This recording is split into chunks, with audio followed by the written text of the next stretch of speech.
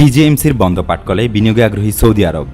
বিশ্বের বিভিন্ন দেশে বহুমুখী পাটপণ্যের রপ্তানি করে থাকে বাংলাদেশ। এর মধ্যে অন্যতম অবস্থানে রয়েছে সৌদি আরব।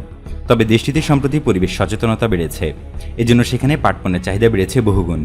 এ অবস্থায় বাংলাদেশ পাটকল কর্পোরেশন বা বিজেএমসি বন্ধ মিলগুলো পুনরায় চালু করে পাটপণ্য উৎপাদনে বিনিয়োগের আগ্রহ প্রকাশ করেছে সৌদি আরব।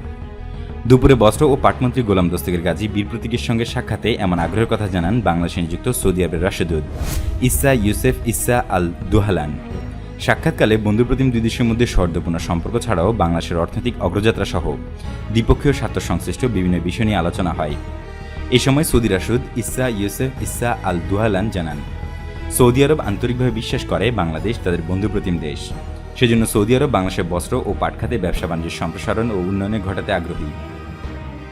আলোচনায় বস্ত্র ও পাটমন্ত্রী সৌদি আরবের রাষ্ট্রদূতকে জানান, বাংলাদেশও আন্তরিকভাবে বিশ্বাস করে সৌদি আরব বাংলাদেশের বন্ধুপ্রতিম দেশ। সৌদি আরব বস্ত্র ও পাট খাতে ব্যবসা বাণিজ্যের সম্প্রসারণে আরও অধিক বিনিয়োগ করবে বলে তিনি আশা ব্যক্ত করেন। সৌদি আরবের রাষ্ট্রদূতকে আশ্বস্ত করে মন্ত্রী বলেন, বাংলাদেশে বিশ্বের সেরা মানের পাট উৎপাদিত হয়। এই পাট থেকে এখন উচ্চমানের ও আকর্ষণীয় বহুমুখী পাটপণ্য উৎপাদিত হচ্ছে। পাটপণ্য সম্পূর্ণরূপে পরিবেশ বান্ধব। সৌদি আরবের সম্প্রতি পরিবেশ সচেতনতা বৃদ্ধি পাওয়ায় সেদেশে বহুমুখী পাটপণ্যের চাহিদা বহুগুণে বেড়েছে উল্লেখ করে মন্ত্রী আরও জানান, বিশ্বের বিভিন্ন দেশে বহুমুখী পাটপণ্যের রপ্তানি হয়। এই রপ্তানি দেশের তালিকায় অন্যতম অবস্থানে রয়েছে সৌদি আরব। বাংলাদেশ ভবিষ্যতে আরও অধিক পরিমাণে বহুমুখী পাটজাত পণ্য সৌদি আরবে রপ্তানি করতে চায়। উল্লেখ্য, রাষ্ট্রায়ত্ত 25টি পাটকল গত বছরের 30 জুন গোল্ডেন হ্যান্ডশেকের আওতায় বন্ধ করে দেওয়া হয়েছে। এরপর বেসরকারি পর্যায়ে ইজারার মাধ্যমে বন্ধ এসব পাটকল চালুর পরিকল্পনা নেওয়া হয়। অপরদিকে বাংলাদেশের কৃষি ও মৎস্য খাতে অর্জিত সাফল্য ও অভিজ্ঞতা সৌদি আরবের সঙ্গে বিনিময় এবং এই দুটি খাতে একসঙ্গে কাজ করার প্রস্তাব দিয়েছেন সৌদি আরবে নিযুক্ত বাংলাদেশের রাষ্ট্রদূত ডক্টর মোহাম্মদ জাবেদ পাটোয়ারি। জাবেদ পাটোয়ারি বলেন, বাংলাদেশ চাল ও সবজি উৎপাদনে বিশ্বের 3য় অবস্থানে রয়েছে। কৃষি ও মৎস্য খাতে বাংলাদেশের সফলতার পেছনে রয়েছে সঠিক পরিকল্পনা, গবেষণা ও দক্ষ জনশক্তি, যা বাংলাদেশকে আজ খাদ্যের স্বয়ংসম্পূর্ণতা অর্জনে সহায়তা করেছে। রাষ্ট্রদূত আরও উল্লেখ করেন, বাংলাদেশের অনেক শ্রমিক সৌদি আরব সহ মধ্যপ্রাচ্যের অনেক দেশে কৃষি ও মৎস্য খামারে কাজ করে সফলতা পেয়েছে। এজন্য কৃষি ও মৎস্য উৎপাদন বৃদ্ধিতে বাংলাদেশ সৌদি আরবের সঙ্গে সহযোগিতার জন্য সমঝোতা স্মারক স্বাক্ষরের প্রস্তাব দেন।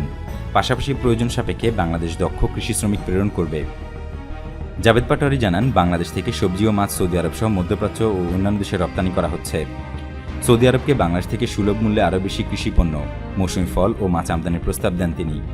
একই সঙ্গে রাষ্ট্রদূত খাদ্য নিরাপত্তা নিশ্চিতকল্পে আফ্রিকার আগ্রহী কোনো দেশে সৌদি বিনিয়োগে বাংলাদেশের দক্ষ কৃষি ও মৎস্য শ্রমিক কাজ করতে পারে মর্মে উল্লেখ করেন, যা খাদ্য নিরাপত্তা নিশ্চিতের পাশাপাশি সবার জন্য লাভজনক হবে। রাষ্ট্রদূত ডক্টর জাবেদ পাটোয়ারি সৌদি আরবের কৃষি বিষয়ক মন্ত্রী আব্দুল রহমান আল ফাদলি ও মন্ত্রণালয়ের কর্মকর্তাদের কৃষি বিষয়ে অর্জন ও সফলতার অবলোকনের জন্য এ বিষয়ে দ্বিপাক্ষিক সহযোগিতার সম্ভাব্য ক্ষেত্র যাচাইয়ের জন্য বাংলাদেশ সফরের আমন্ত্রণ জানান। বাংলাদেশের ডেল্টা প্ল্যান বাস্তবায়নের কথা উল্লেখ করে রাষ্ট্রদূত বলেন, জলবায়ু পরিবর্তনের ঝুঁকি মোকাবেলা করে দীর্ঘমেয়াদে খাদ্য ও পানির নিরাপত্তা ও টেকসই উন্নয়ন নিশ্চিতকরণের মাধ্যমে সমন্বিত পরিকল্পনা গ্রহণ করা হয়েছে। জলবায়ু পরিবর্তনের চ্যালেঞ্জ মোকাবেলায় বাংলাদেশ কাজ করে যাচ্ছে। এই ঝুঁকি মোকাবেলায় সৌদি আরবের সঙ্গে বাংলাদেশ নবায়নযোগ্য জ্বালানি ও বৃক্ষরোপণ বিষয়ে একসঙ্গে কাজ করতে চায়। সৌদির বৃক্ষরোপণ ও সবুজায়ন কর্মসূচি বাস্তবায়নে বাংলাদেশের শ্রমিকদের অংশগ্রহণের পাশাপাশি এ বিষয়ে বাংলাদেশের সঙ্গে একটি সমঝোতা স্মারক ও স্বাক্ষর করা যেতে পারে, যাতে সৌদি পরিবেশ উপযোগী চারা নার্সারিতে উৎপাদন সহ দুই দেশের মধ্যে বিভিন্ন গবেষণা ও বৃক্ষরোপণ বিষয়ে কারিগরি সহায়তা বিনিময় করা যেতে পারে। সৌদি কৃষিমন্ত্রী কৃষি, মৎস্য ও জলবায়ু সংরক্ষণে বাংলাদেশের ভূমিকা ও সফলতার ভূয়সী প্রশংসা করেন।